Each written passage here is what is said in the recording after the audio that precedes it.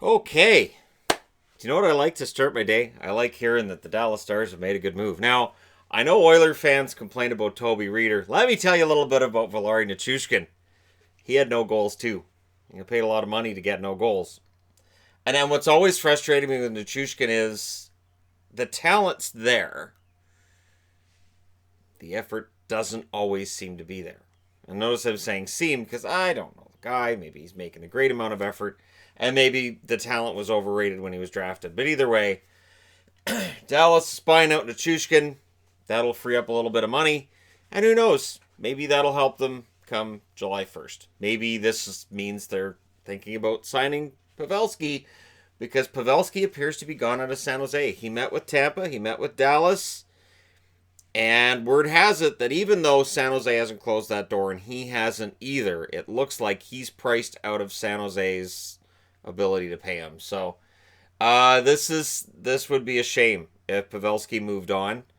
And then the question becomes, was signing Erik Karlsson then, or no, the way I should put this is, was losing Joe Pavelski a consequence of signing Erik Karlsson long term? So that's where we're at with that. And if San Jose struggles with scoring this coming season, because Pavelski scored a bunch of goals for them, it's going to be an interesting year. And Marleau wants to come back. So these could very well be related. Marleau wants to go back to San Jose. He feels he has more than 1 year left. He wants to sign for 2. It reminds me of Ray Whitney towards the end of his career, where Ray Whitney said, I have more years left to play. And most teams balked at that and said, we'll give him 1. And then he ended up getting a 2-year contract. But Marleau wants to come back, and he wants to play for San Jose. He's very, very sincere in this, and I would be very surprised if they lose Pavelski, if they don't bring back Jumbo Joe and Marleau to put the gang back together, so to speak.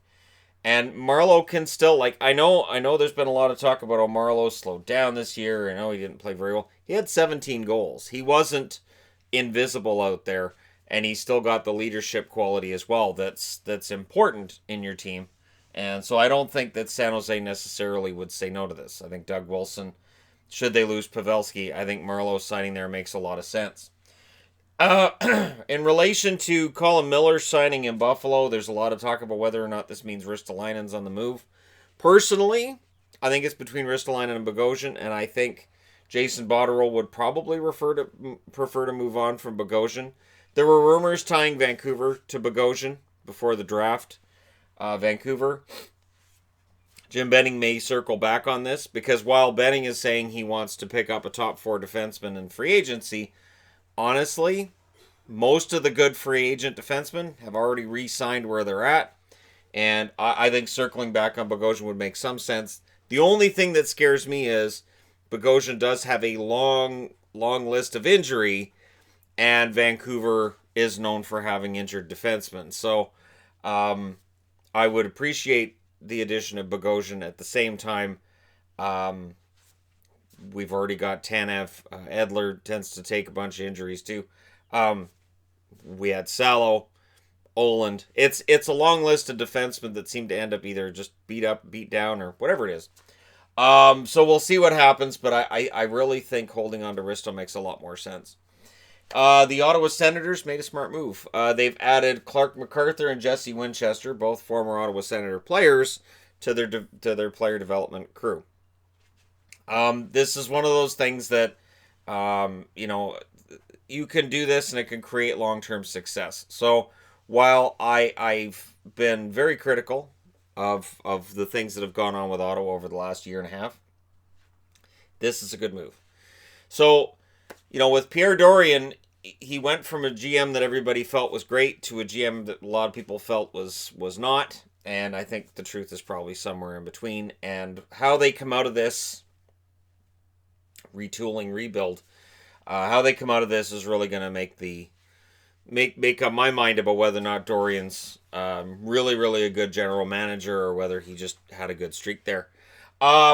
And last but not least, we'll see whether or not this is the final offer and if this is the biggest offer. The New York Rangers are offering $11.25 million over 7 years to Artemi Panarin. Now, I know people talk about how good Panarin is. Panarin, and he's a good player.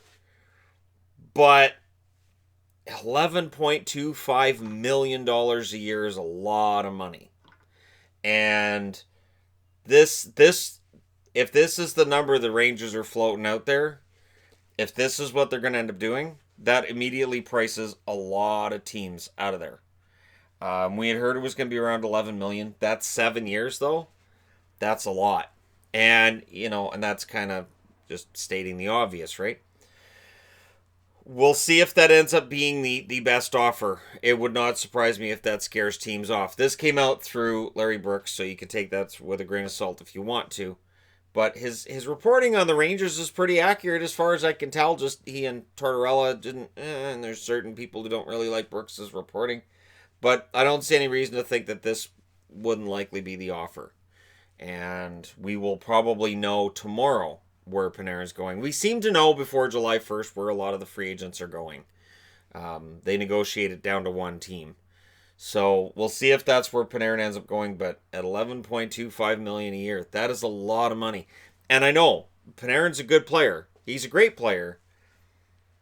That just seems like a lot. So let me know what you guys think. Is that a fair market value contract? Does this mean that every star player will be commanding $10 million or more a year?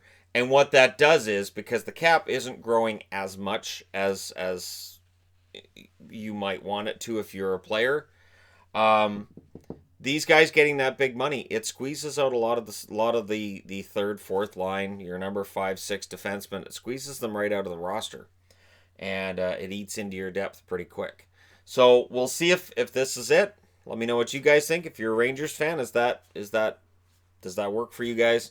Are you excited about Panarin, or does it seem like a steep price to pay? Because they have currently, I believe, $17 million in cap space. That would eat up $11.25 million of it, which leaves not really enough room to get Zuccarello back and then make any other signings you'd need to round out the roster. So this would basically mean they were all in on Panarin, and that's it. And this would mean that Florida's on the clock and they get to try to match it. So there you go. Let me know your thoughts in the comment section below. As always, don't forget to hit like and subscribe if you're browsing your way through. You're just tapping upon this video. Thank you guys so much for watching. I'll talk to you again soon.